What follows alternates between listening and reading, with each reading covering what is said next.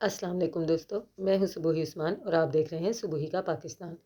دوستو، آج سے 3 دن پہلے دانیہ شاہ کو گرفتار کر لیا گیا ہے ڈاکٹر عامر لیاقت حسین کے قتل کے سلسلے میں، جو کہ ان پر الزام لگایا گیا ہے، جو کہ مقدمہ ان پر دائر کیا گیا ہے عامر لیاقت کی فیملی کی طرف سے، عامر لیاقت کے بچوں کی طرف سے، ان کی بیٹی دعا کی طرف سے، جس کو کہ لیڈ کر رہی ہیں بشریٰ اقبال صاحبہ،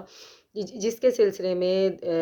دانیہ شاہ کی والدہ کا یہ کہنا ہے کہ اچانک سے پولیس نے ہمارے گھر پر دھاوا بولا، میری بچی کو، میری لڑکی کو دوپٹہ تک لینے کا موقع نہیں دیا گیا اور جیسے تیسے نازیبا حالت میں اس کو گرفتار کر کے گھر سے اٹھا کر تقریباً اغوا کر کے لے گئے۔ لیکن جو حقیقت ہے وہ اس کے بالکل ہی برعکس ہے۔ حقیقت میں پولیس کا یہ کہنا ہے کہ ایف آئی اے جب کسی کو گرفتار کرتی ہے، ایف آئی اے جب کسی کو اریسٹ کر کے لے کے جاتی ہے، تو اس سے پیچھے پورا باقاعدہ ایک پروسیجر ہوتا ہے۔ اسی پروسیجر کے تحت دانیہ شاہ کو لگاتار ایف آئی اے کی طرف سے نوٹسز بھجوائے جا رہے تھے، طلب کیا جا رہا تھا، لیکن دانیہ نے پہلے اپنا یہ موقف رکھا کہ میں عدت میں ہوں، جبکہ بشریٰ اقبال کی طرف سے یہ کہا جاتا ہے کہ دانیہ دیدہ دانستہ طور پر خود کو جو ہے عامر لیاقت کی بیوہ کہلاتی ہیں۔ یہ بھی وہ ایک طرح کا عامر لیاقت کا مذاق اڑا رہی ہیں، کیونکہ عامر لیاقت انہیں اپنی زندگی میں طلاق دے چکے تھے۔ لیکن چلیں وہ ایک سیپریٹ ایشو ہے، دانیہ خود کو عامر لیاقت کی بیوہ کہتی ہیں، تو دانیہ نے پہلا موقف تو یہ رکھا کہ میں عدت میں ہوں، اس لیے میں عدالت میں پیش نہیں ہو سکتی۔ اس کے بعد بھی کافی نوٹسز دانیہ کو بھجوائے گئے، لیکن اس کے بعد دانیہ نے یہ کہنا شروع کر دیا کہ مجھے ڈینگی ہو گیا ہے۔ لیکن ان تمام چیزوں کے ساتھ ساتھ دانیہ لگاتار ٹک ٹاک بنا رہی تھی، اور وہ ٹک ٹاک گھر سے نہیں ہوتے تھے بلکہ گھر کے باہر سے ہوتے تھے، یعنی ان ٹک ٹاکس کے لیے دانیہ ادھر سے ادھر پھر بھی رہی تھی، ٹک ٹاکس ڈال بھی رہی تھیں، اور یہ تمام چیزیں ریکارڈ پر موجود ہیں۔ لیکن عدالت میں پیش ہونے کے وقت دانیہ خود کو عدت میں بتاتی تھی، عدالت میں پیش ہونے کے وقت دانیہ خود کو ڈینگی کا شکار بتاتی تھی۔ اب جب کہ ایف آئی اے کی طرف سے دانیہ کو ایف آئی اے نے لودھرا پولیس کو یہ آرڈر کیے کہ دانیہ کو گرفتار کیا جائے، اور دانیہ کو گرفتار کر کے پیش کیا گیا مجسٹریٹ کے پاس عدالت میں، تو ان کی طرف سے سوال کیا گیا کہ ان کے اوپر کیا کیس ہے، ان کو یہاں پر کیوں لایا گیا ہے، جس پر کہ بشریٰ کے وکیل نے وہ تمام نازیبا ویڈیوز جو ہے مجسٹریٹ کے سامنے پیش کیں کہ جناب انہوں نے یہ ویڈیوز بنائیں، اور نہ صرف بنائیں، اس کے بعد ان کو لیک کیا اور یہ ان کی موت کی وجہ بنی۔ جب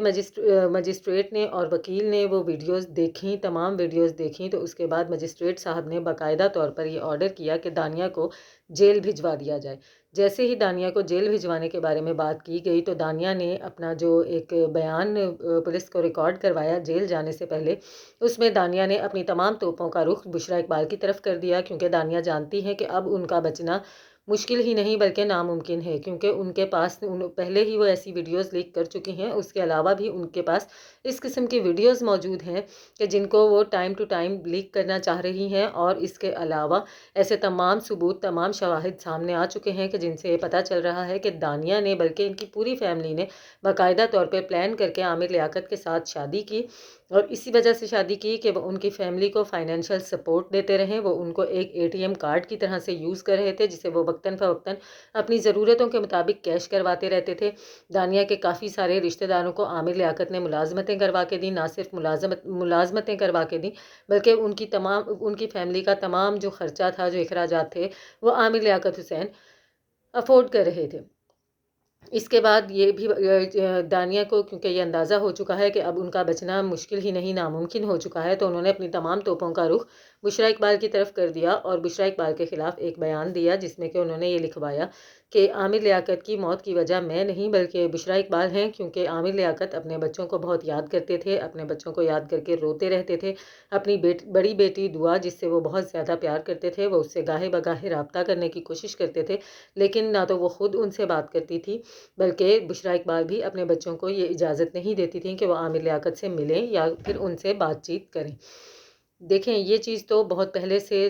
سامنے آ گئی تھی، اور وقتاً فوقتاً سامنے آ رہی تھی۔ جب عامر لیاقت حسین نے اپنی دوسری شادی کی، عامر لیاقت کی جو دوسری بیوی تھیں، ان کے ساتھ جب انہوں نے کیونکہ دانیہ کے ساتھ عامر لیاقت کی تیسری شادی تھی جو کہ منظر عام پر آئی، لیکن جو دوسری شادی عامر لیاقت حسین نے کی تھی، اسی وقت جو ان کی بڑی بیٹی تھیں دعا وہ ان سے کافی زیادہ ناراض ہو چکی تھیں۔ نہ صرف وہ ان سے بہت زیادہ ناراض تھیں بلکہ ایسی ویڈیوز بھی، ایسے بیانات بھی سامنے آئے جن کے میں صاف پتہ چلتا تھا کہ عامر لیاقت کے بچے ان سے متنفر ہو رہے ہیں، اور یہ ایک نیچرل سی بات ہے۔ بچوں اپنے والدین کا پیار بانٹنا کبھی بھی برداشت نہیں کر سکتے۔ والدین میں سے چاہے وہ ماں ہو چاہے وہ باپ ہو، اس کا پیار جب بڑھتا ہے تو یہ بچوں کے لیے ناقابل برداشت ہو جاتا ہے، جو کہ سامنے نظر آ رہا تھا۔ یہ چیز تو عامر لیاقت کی دوسری شادی کے بعد سے ہی شروع ہو چکی تھی۔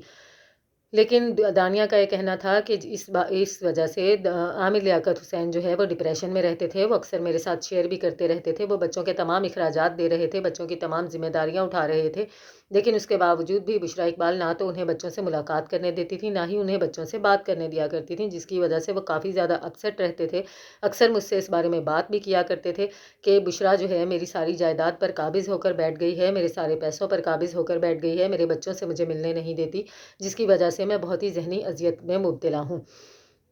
یہ تو وہ باتیں ہیں جو دانیہ شاہ خود کو بچانے کے لیے کر رہی ہیں، جبکہ حقیقت اس کے بالکل برعکس ہے۔ بشریٰ اقبال نے اس کے جواب میں اپنا جو موقف ریکارڈ کروایا ان کے مطابق ان کا یہ کہنا تھا کہ میرا عامر لیاقت کی جائیداد سے کوئی بھی تعلق واسطہ نہیں ہے، کیونکہ میں اب ان کی بیوی نہیں ہوں، وہ مجھے چھوڑ چکے تھے۔ نہ تو میرا ان کی جائیداد میں کوئی تعلق واسطہ ہے، نہ ہی میرا ان کے پیسے کے ساتھ کوئی تعلق واسطہ ہے۔ یہ کیس جو میں ان کے لیے لڑ رہی ہوں، یہ صرف اور صرف میں اپنی بڑی بیٹی کے کہنے پر اور ایک انسانیت کے تحت لڑ رہی ہوں، کیونکہ عامر لیاقت ایک اچھے انسان تھے، ایک محب وطن شخص تھے، ان کو اپنے ملک سے پیار تھا، اور وہ ایک بہت ہی عزت دار انسان تھے، جن کی شادی اس سے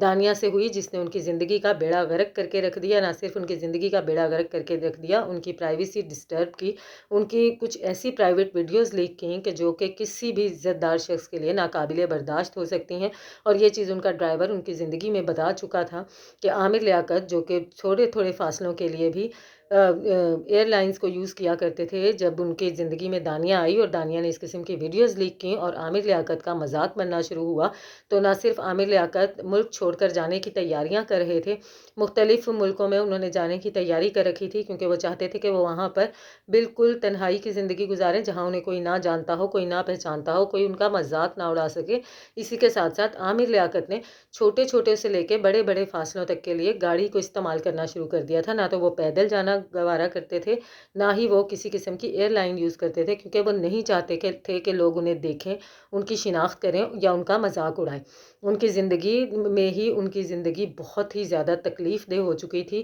انہوں نے خود کو تنہا کر لیا تھا، وہ اکیلے بیٹھے رہتے تھے اور اکیلے میں روتے رہتے تھے کہ لوگ میرا مذاق بنا رہے ہیں، میری عزت خراب ہو چکی ہے، میں کسی کو منہ دکھانے کے قابل نہیں رہ گیا۔ یہ تو تھی اب تک کی وہ پیش رفت جو اس کیس میں ہوئی ہے۔ دانیہ کو جیل بھیج دیا گیا ہے، مزید جیسے جیسے اس کیس میں مزید پیش رفت ہوگی وہ میں آپ کے سامنے رکھتی رہوں گی۔ ہماری دعا ہے کہ اللہ پاک عامر لیاقت کو ان کی آئندہ جو زندگی جو اوپر جا کے ہر شخص کی شروع ہوتی ہے اس میں سکون اور راحت عطا فرمائے۔ ملتی ہوں آپ سے اپنی اگلی ویڈیو میں، تب تک کے لیے اللہ حافظ۔